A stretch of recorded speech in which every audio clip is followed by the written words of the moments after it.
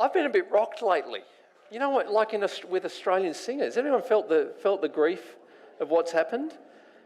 Judith Durham. Now, maybe people a little bit older than me, she would be like a mainstream, big voice in the Australian scene. 79, 50 million records. You look at someone like that, you think they have a perfect life. But you know, Judith caught asthma. She had asthma as a child. 4 years old, she caught measles. She developed a chronic lung condition that she battled the whole of her life. So with all her singing, she had struggles with her lungs. Great career, but behind the scenes, significant struggles. And then there's Olivia. Oh, Olivia. And again, fantastic, a much loved person, but behind the scenes, her health struggles, had breast cancer again for the second time and passed away recently. Such a loss. And John Farnham recently, he had cancer in his mouth, and so he's had to have part of his jaw removed, and it's still uncertain whether or not he'll be able to go back to his singing.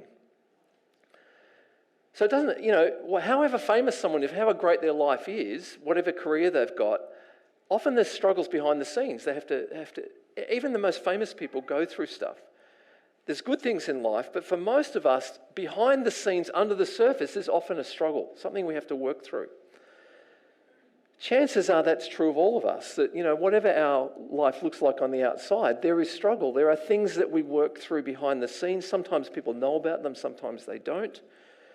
Even if we're doing well in many areas. I think one of the great things about the Bible is it tells things as it is. It doesn't hide, it doesn't kind of edit the facts out. Sometimes you hear things about people, they make mistakes, they have problems. Despite all that, God still connects with them. God still works with them in their lives. So I want to look at a story today from the Old Testament. And it talks about some people with struggles and points to some ways they connect with God and overcome their struggle. So the story is actually the story, we call it Naaman's story. So Naaman, his name means delightful or beautiful. So here's a guy whose name itself means delightful or beautiful. So here's how the story starts in 2 Kings. So that's a picture of him, like he's a big guy, this guy. So Naaman was commander of the army of the king of Aram. He was a great man in the sight of his master and highly regarded, because through him the Lord had given victory to Aram. He was a valiant soldier. So this guy is the main guy in the story. He's an important guy. He's a general, commander of the entire army. We're told he's great in the sight of his master. He's highly regarded. Through him, God has given victory. So everything that's said about this guy, we're meant to say, wow, this guy's amazing. He's positive, he's impressive. We're meant to start imagining, as we read the story, this incredibly successful person. Military victories on the front page nowadays, he'd be on all the talk shows. Everybody loves Naaman. Even his name means beautiful. It seems like some people get it all in life. Everything good happens to them. They live a charmed life. Some people seem like that, right? But even, some people, even the famous people, no one has a perfect life. We don't live in a perfect world. Even the most successful and famous people have struggled. This guy, Naaman, had a struggle, and we're about to find out what the struggle was. Next slide. He had leprosy. Now, we don't know how long he'd had leprosy, but likely he's reached the pinnacle of his career. He's become the general, the commander of the army, a great soldier. One day he notices a blemish on his skin. It starts to get sore, becomes itchy and spreads, and soon becomes difficult to hide. Becomes so obvious he can't go out in public. Back in that time, skin diseases were they couldn't cure it. There was nothing they could do. You would avoid anyone who had a disease like this in case you got it yourself. So here's this guy, the fantastic soldier, and he's got leprosy. This charmed life that he lived now goes downhill. Maybe he's still able to command his troops, but he has to do it from in his office. He really can't go out. So he gives orders, but he looks forward to his life. He's looking forward to a life in seclusion. He's not going to be able to go out in public. It's already affecting his marriage. His wife can't come near him. He looks forward and sees a long, extended struggle, probably painful and probably a lonely death.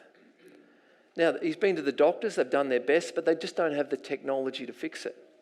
He's come to a dead end in life, a rich, successful and celebrated man now moving into despair.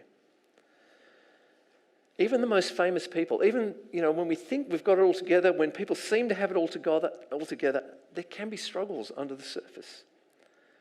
We might relate to that. There might be areas of our life which are great and some areas of our life where we struggle. How long is it going to last that things are going to be good? We're getting older. We're not as strong as we used to be. Age, disease, confidence, loss of energy, loss of clarity in our thoughts. It happens to all of us. It's difficult when you look forward and all you can see is a dark future. And it's easy to go to depression. You lose hope. Naaman's a strong man, but even strong men have vulnerabilities. And now he's looking at a life of isolation, of decline, of diminishing importance. His future is not bright. Then we see another character in the story. The next verse goes on and it says, now bands of raiders from Aram had gone out and had taken captive a young girl from Israel, and she served Naaman's wife. She's called a young girl from Israel. Doesn't have a name. But she's going to play a significant part in this story.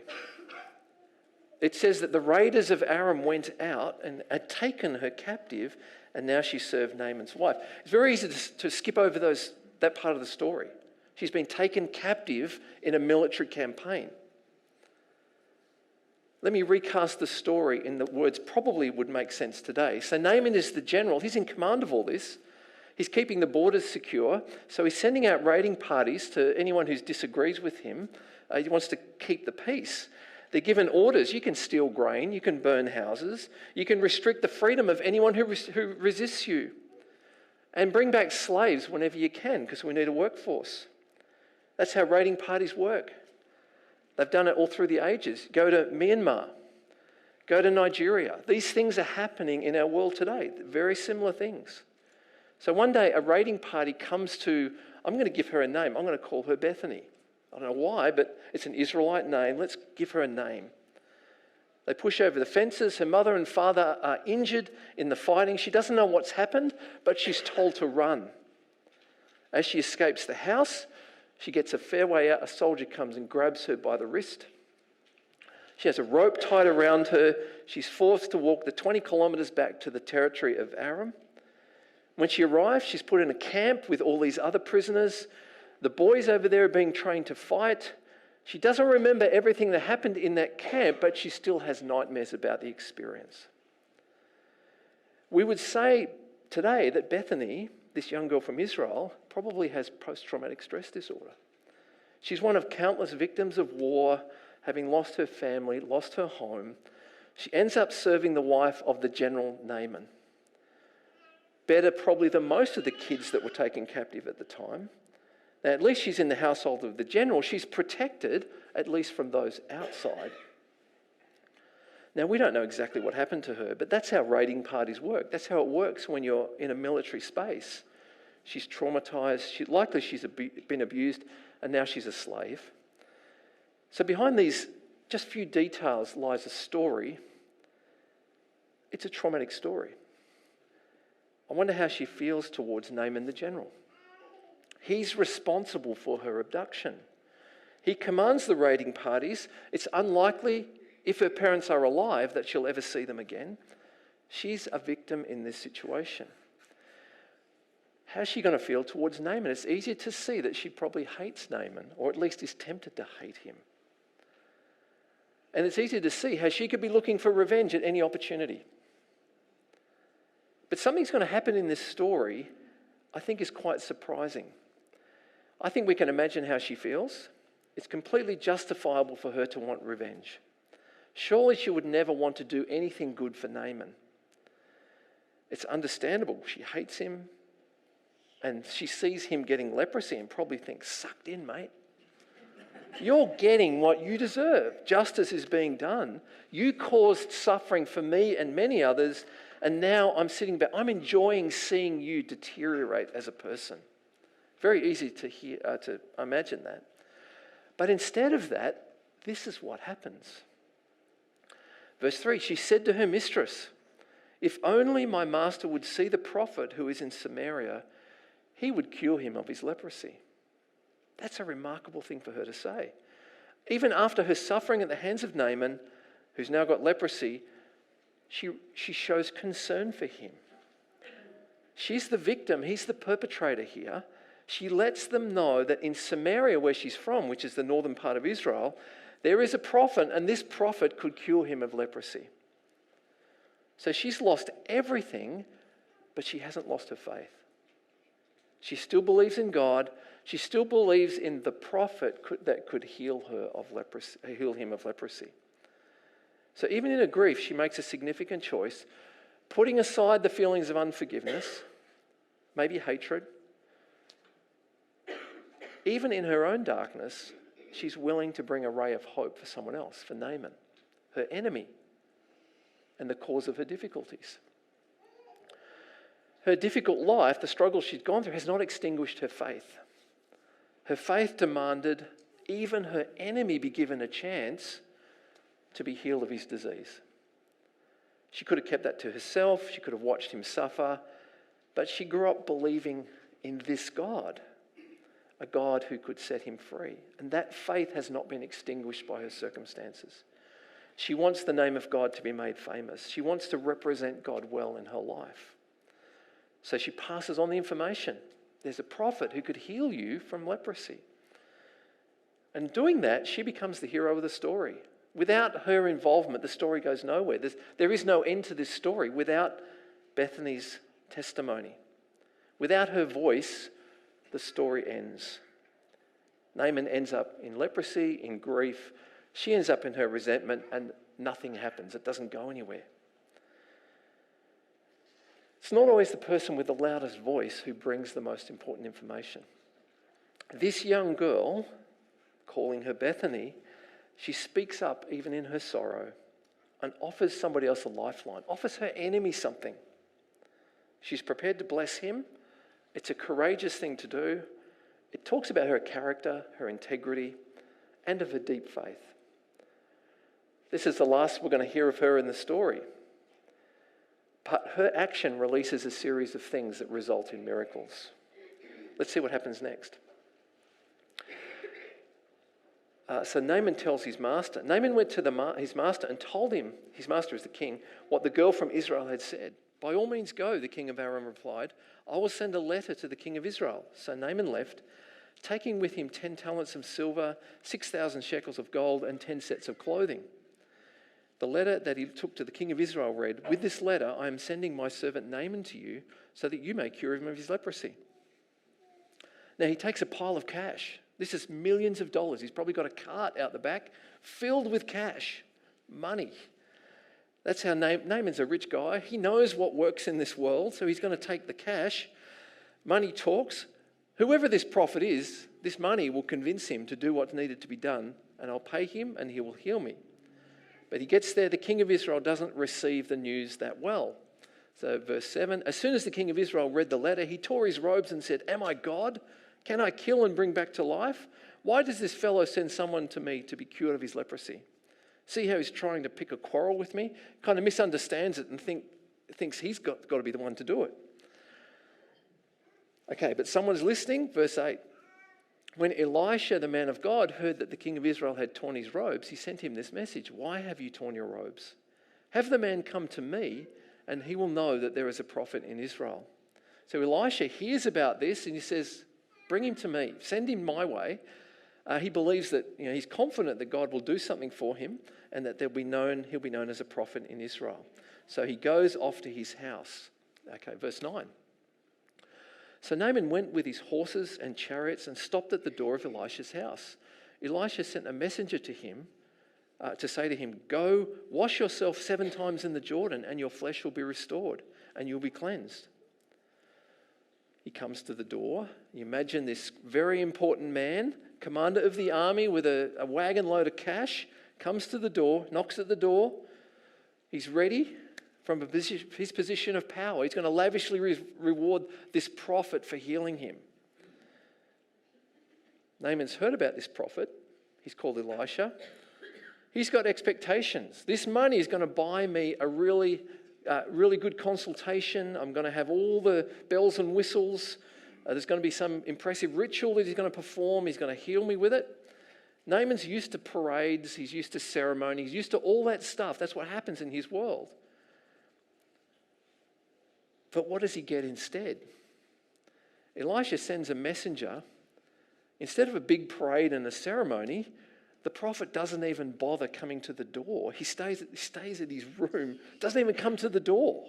Sends the messenger, the servant, to meet him, and then he has the nerve to say, just go and wash in that dirty creek out the back they call the Jordan.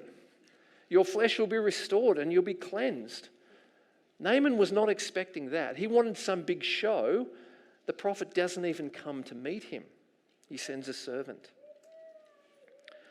So here's his response, verse 11. Naaman went away angry and said, I thought he would surely come out and stand and call on the name of the Lord his God, wave his hand over the spot and cure me of my leprosy. Are not Abana and Pharpar, the rivers of Damascus, better than all the waters of Israel? Couldn't I wash in them and be cleansed? So he turned away and went off in a rage. So he's protesting. He's disappointed in every way of what's happened here. Elisha should have done some big thing. He's got a wagon load of money to pay him. He doesn't even turn up at the door. I expect value for my money. He sends the servant and tells me to wash in the Jordan, the dirty little creek out the back. He's offended. I should have just stayed home. We've got better rivers in Damascus than this. So he's cranky. He's in a rage. He's offended. Now, ever been in a rage? Something gets your bee in your bonnet, right? And you're offended. You're really offended. And when you're offended like that, you lose perspective. You think you're not open to reason anymore. He's in a rage. He's lost faith that this is going to work. He's now angry at the whole situation. He's ready just to go home and forget about it all. But Naaman is lucky. He's got some good servants. So verse 13. Naaman's servants went to him and said, my father, if the prophet had told you to do some great thing, would you not have done it? How much more then when he tells you, wash and be cleansed? It's good to have good people around you, right? He finally comes to his senses. I've come this far. Maybe I can do this simple thing. Maybe I can just wash in the river. And so he agrees to do it. Righto, so verse 14. So he went down, dipped himself in the Jordan 7 times as the man of God had told him, and his flesh was restored, and he became clean like that of a young boy. He obeys the prophet's instructions and he gets healed. His flesh is restored like a young boy. So this is not just an old guy going to the skin clinic and getting a few bits cut off, like we do, right? This is an old guy. He goes down to the prophet and it just doesn't fix the bad, it completely restores him like a young boy, complete restoration. Now, this is more than Naaman's hoping for. His desolate future is suddenly transformed. He's now able to hold his head up again. He doesn't have to cover his face. He can go out in public. His wife will accept him again. He can go back to commanding his troops. He's experienced a miraculous healing, complete transformation of his life. His body and his social world has been transformed, and he is kind of overwhelmed. He's amazed by what's happened, as you would be. He's humbled and he's grateful. Complete change in his attitude. He begins to see the world in a new way. So let's go to the next verse, verse 15. Then Naaman and all his attendants went back to the man of God. He stood before him and said, now I know there is no God in all the world except in Israel. So Naaman has been healed and he's become a believer. God is glorified. There is no God in all the world except in Israel. Naaman has travelled far and wide. He's had military campaigns all over the place. He's never seen any God do anything for anyone like this.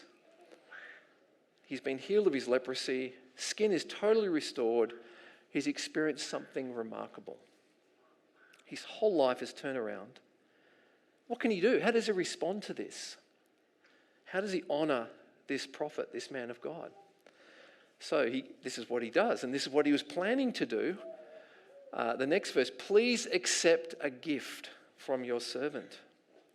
The prophet answered, as surely as the Lord lives, whom I serve, I will not accept a thing. And even though Naaman urged him, he refused. So he's brought a wagon load with millions of dollars to pay for this.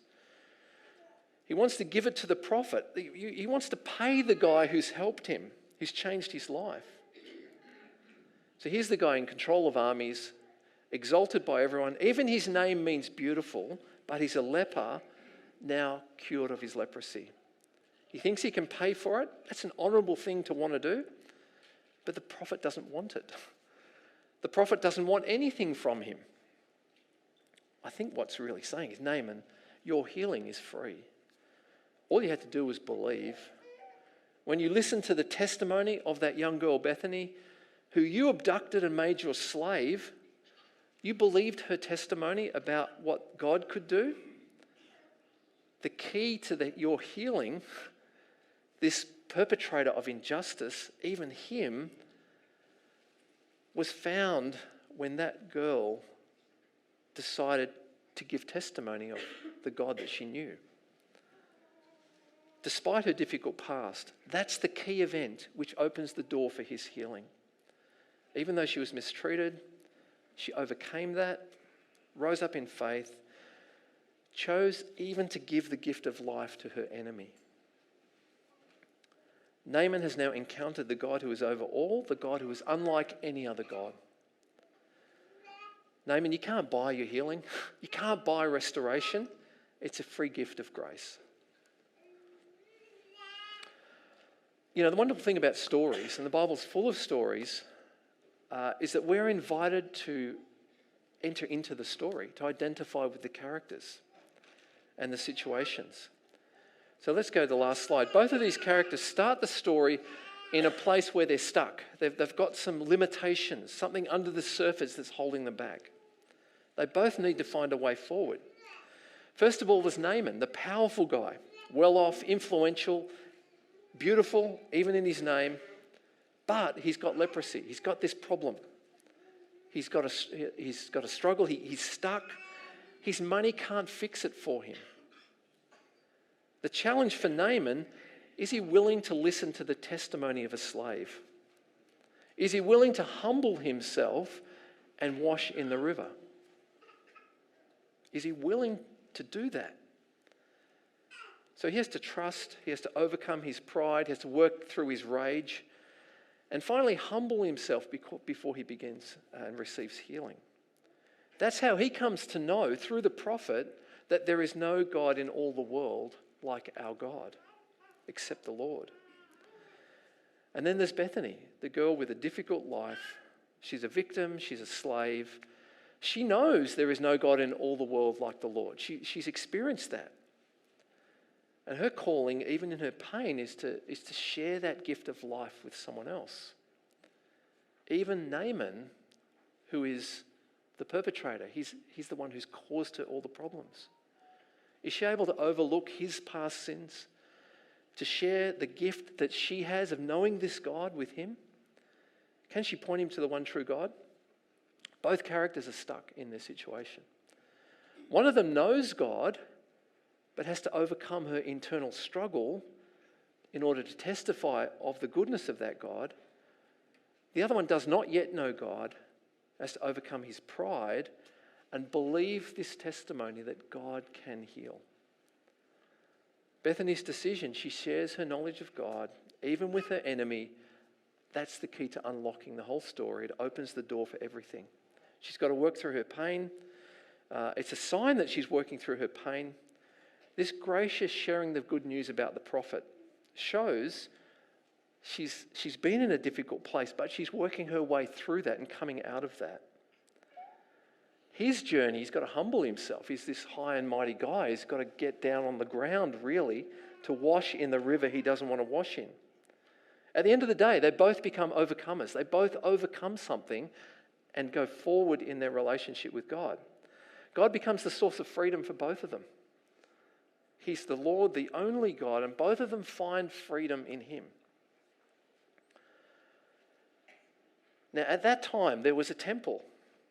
There were prophets. God revealed himself in that way to those people. In our day, this same God has revealed himself through Jesus Christ. Whatever difficulties we face, whatever's under the surface, the same gift of life and freedom that they experience is available to us. You don't have to go and seek a prophet. Jesus is available. For some of us, that might mean testifying of the belief that we already have, sharing the good news with someone else, even if that's difficult.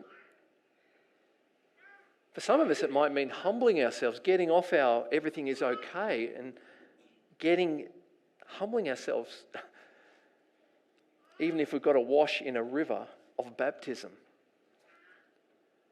Through Jesus, we come to know there is no God in all the world except the Lord. Responding to his grace becomes a way forward for these two, and I think for us in our circumstances. Whatever's under the surface, I think the story shows us we can enter in and we can understand that this reality of God, and now today revealed in Jesus, that's the way forward for us all. Would you pray with me? Lord, as we hear this story, maybe some of us, we're like Naaman, and there's lots of good things in our lives, but there's a struggle underneath. He has leprosy. He gets in a rage very easily, has high expectations. Lord, help us to humble ourselves like he did, to believe the testimony that there is life in you, that there is hope in you, that there is a future in you, that we can find it in your Son, Jesus. And Lord, for Bethany, for those of us who have had a struggle and a difficult background, and there's probably people we can look to as at least partly the cause of that. Lord, I pray that you would break into our circumstance. Help us be like her, to give a ray of hope to others, even when our own hearts are aching. Lord, as we work through our struggles, whether they're physical like Naaman, whether they're emotional like Bethany, may we find our hope and our healing in Jesus Christ. Lord, we thank you that we can't pay for it. There's nothing we can give. All we can do is receive. Help us to trust and believe that we too would know there is no God in all the earth like the Lord. Guide us and lead us in our journeys, we pray. In Jesus' name.